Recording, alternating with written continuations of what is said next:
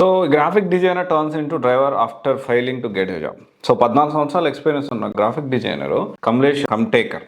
So graphic designer, so 14 years of experience ఉంది తన గ్రాఫిక్ డిజైనింగ్లో.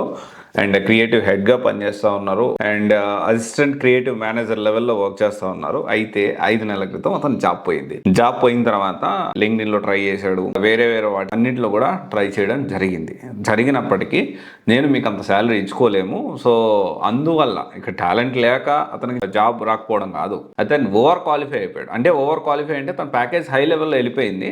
ఆ ప్యాకేజ్ మేము ఇచ్చుకోలేము, మేమంత ఎఫర్ట్ చేయలేము అని చెప్పి లింక్డ్ఇన్లో ఫ్రెండ్స్ ద్వారా ఎంత రెఫర్ చేసినా 5 months నుంచి జాబ్ రాకపోయేసరికి ఆటో నడుపుకుందాము అని చెప్పి ఆటో కూడా కొనుక్కొని దాన్ని అన్నిట్లో పోస్ట్ చేయడం జరిగింది. అయితే నేనేమంటున్నానంటే, నేను ఇక్కడ అతనికి తప్పు పట్టట్లేదు. డిఫరెంట్ ఒపీనియన్స్, డిఫరెంట్ థాట్ ప్రాసెస్ని మీ ముందు పెట్టడానికి ప్రయత్నం చేస్తున్నాం. ఫస్ట్ ఆఫ్ ఆల్ 14 సంవత్సరాల ఎక్స్పీరియన్స్ ఉన్న అతనికి అంటే ప్లాన్ బి పెట్టుకోకుండా ఎందుకున్నాడు? పాయింట్ నెంబర్ 1 నేను చాలా మందికి చెప్తా ఉంటాను. రీసెంట్ గా కూడా ఏజ్ పెరిగే కొద్దీ 40-45 ఏజ్ దాటింది అంటే ఈ సాఫ్ట్వేర్ ఇండస్ట్రీలో ఆర్ ప్రైవేట్ సెక్టార్ లో మనం కంటిన్యూ అవ్వడం అనేది చాలా కష్టమైన పని.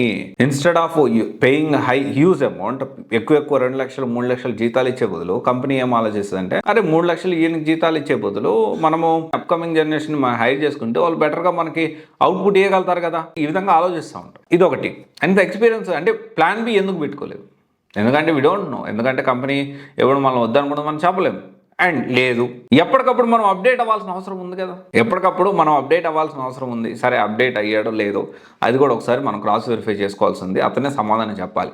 ఎందుకంటే 5 monthsలో జాబ్లు ఎతుకుతున్నా అంటే ఆ జాబ్ రిక్వైర్మెంట్ తగ్గట్టు ఎలాంటి స్కిల్స్ మనం అప్గ్రేడ్ చేసుకోవాలనే విషయం ఖచ్చితంగా మనం ఆలోచించాలి. దీని అంతా కూడా గ్రాఫిక్ డిజైనర్ అన్నట్లే వెళ్ళింది. గ్రాఫిక్ డిజైనర్ చాలా రకాలు ఉన్నాయి మళ్ళీ. అండ్ డిగ్రీ లేకుండా వచ్చే జాబుల్లో గ్రాఫిక్ డిజైనర్ ఒకటి డెఫినెట్లీ. అండ్ ఇంకొక విషయం వచ్చేసి ఏంటి అంటే, గ్రాఫిక్ డిజైనర్ ఫ్రీలాన్స్ ప్రాజెక్టులు కూడా పెట్టుకోవాలి కదా ప్యారలల్ గా, ఇంకో సోర్స్ ఆఫ్ ఇన్కమ్. అండ్ ఎప్పుడైనా ఒకటి గుర్తుపెట్టుకోండి, ఫర్ ఎంప్లాయ్ మీరు పవర్టీ లైన్ కి అడుగు దూరంలోనే ఉన్నారు. అంటిల్ అన్లెస్ మీ కంపెనీ కానీ లేకపోతే కంపెనీ రన్ చేసే ఓనర్ కానీ అతను ఒకవేళ లలిత జ్యువెలరీ ఓనర్ కిరణ్ కుమార్ లాగా అందరూ, అంటే ఎందుకు ఆయన గురించి మాట్లాడుతున్నానంటే, ఆయన ఎదుగుతున్న కొద్దీ వాళ్ళ ఎంప్లాయీస్ కూడా ఎదుగుతూ వాళ్ళని కూడా తీసుకొచ్చుకున్నాడు అతను. తర్వాత వారికి షేర్ కూడా ఇవ్వడం జరిగింది.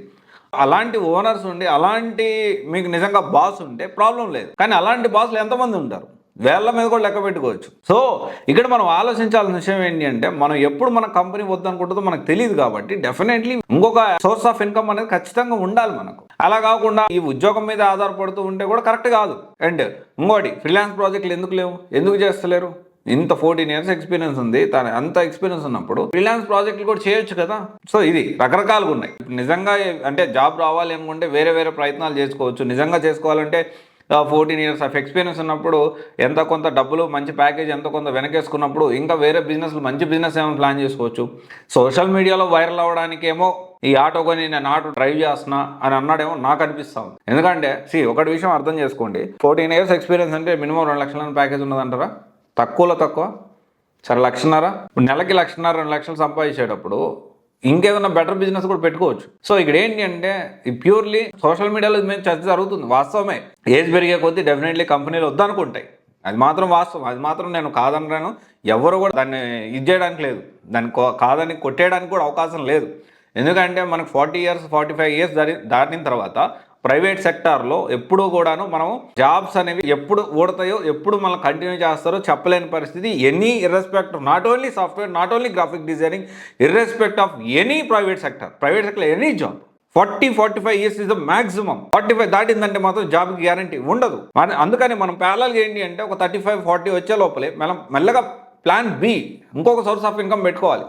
ఈవెన్ నేను కూడా ఏంటి అంటే ఒకటే దాని మీద డిపెండ్ కాను, multiple source of income plan చేసుకోవాలనుకుంటా. This is what we need to go. మనం ఇదంతా మనం ఆలోచన చేయాలి. సో ప్రతి ఒక్కరూ కూడా ఇది ఆలోచన చేయాలి. ఎనీవే, తనకి మంచిగా మళ్ళీ జాబ్ రావాలి, ఈ క్రియేటివ్ ఫీల్డ్లోనే కొనసాగాలని మనస్ఫూర్తి కోరుకుంటున్నాను. అండ్ ఇది నిజంగా చేయాలనుకుంటే మస్తు ఫ్రీలాన్స్ వర్క్స్ దొరుకుతాయి. ఇప్పుడు అతను కొంచెం కాన్సన్ట్రేషన్ చేసి చేసుకోవాలి. సరే ఎనీవే, ఇది ఒకసారి ఆలోచించండి మీరు అందరూ కూడాను. సో దీన్ని పట్టుకొని అరే గ్రాఫిక్ డిజైనింగ్ నేర్చుకుంటే తర్వాత ఫ్యూచర్ ఉండదేమో అనుకోవద్దు.